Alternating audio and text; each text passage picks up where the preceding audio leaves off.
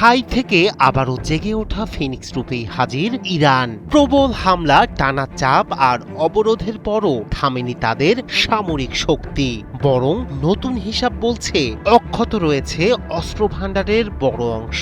সক্রিয় বহু ক্ষেপণাস্ত্র লঞ্চার, গুহা, বাংকার আর ধ্বংসস্তূপের নিচে লুকিয়ে থাকা শক্তি ধীরে ধীরে ফিরছে সামনে।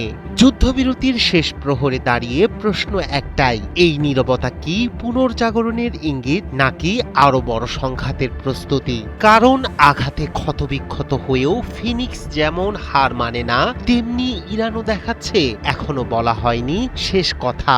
72 ঘন্টা ময়েশ্চার লক সমৃদ্ধ লিলি বডি ওয়াশ, শিয়া বাটারের গুডনেস স্কিন রিপেয়ার করে রাখে সফট ও গ্লোয়িং। 2 সপ্তাহের যুদ্ধবিরতি শেষ হতে যাচ্ছে বুধবার, কিন্তু এই নীরবতার আড়ালে যেন জমে উঠেছে নতুন উত্তেজনা। মার্কিন সংবাদ মাধ্যম দ্য নিউ ইয়র্ক টাইমসের এক প্রতিবেদনে উঠে এসেছে বিস্ময়কর তথ্য। আমেরিকার গোয়েন্দা ও সামরিক কর্মকর্তাদের দাবি, ভারী হামলার পরও ইরান তাদের অস্ত্র ভাণ্ডারের প্রায় 40% অক্ষত রাখতে পেরেছে, আর ক্ষেপণাস্ত্র লঞ্চারের 60%-এরও বেশি এখনো কার্যকর। 8 এপ্রিল থেকে শুরু হওয়া এই বিরতির সময়েই গোপন আস্তানা থেকে উদ্ধার করা হয়েছে 100টিরও বেশি ক্ষেপণাস্ত্র লঞ্চার। পাহাড়ি গুহা, গভীর বাংকার, সবখানেই লুকিয়ে রাখা হয়েছিল এই অস্ত্র।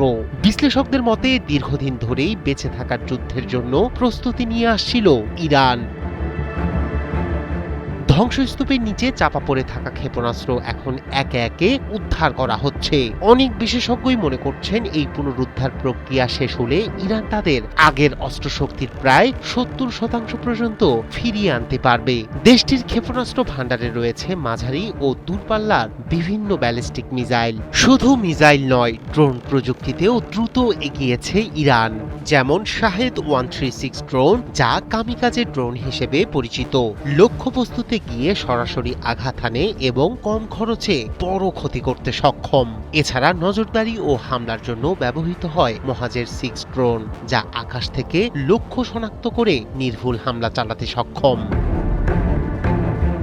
সব মিলিয়ে বিশ্লেষকদের মতে ইরানের কৌশল এখন অসম যুদ্ধের ওপর নির্ভরশীল, যেখানে কম খরচে বিচ্ছিন্ন বিভিন্ন কার্যকর আঘাত দিয়ে প্রতিপক্ষকে চাপে রাখা হয়। যদিও অস্ত্র তৈরির অবকাঠামো ক্ষতিগ্রস্ত হয়েছে, তবুও যুক্তরাষ্ট্রের কর্মকর্তারা সতর্ক করে বলেছেন ইরানের হাতে এখনো এমন ক্ষমতা রয়েছে যা দিয়ে হরমুজ প্রণালী অচল করে দেয়া সম্ভব। বিশ্বের প্রায় 1/5 জ্বালানি এই জলপথ দিয়ে পরিবাহিত হয়। এখানে কোনো বিঘ্ন মানেই বৈশ্বিক বাজারে তীব্র অস্থিরতা।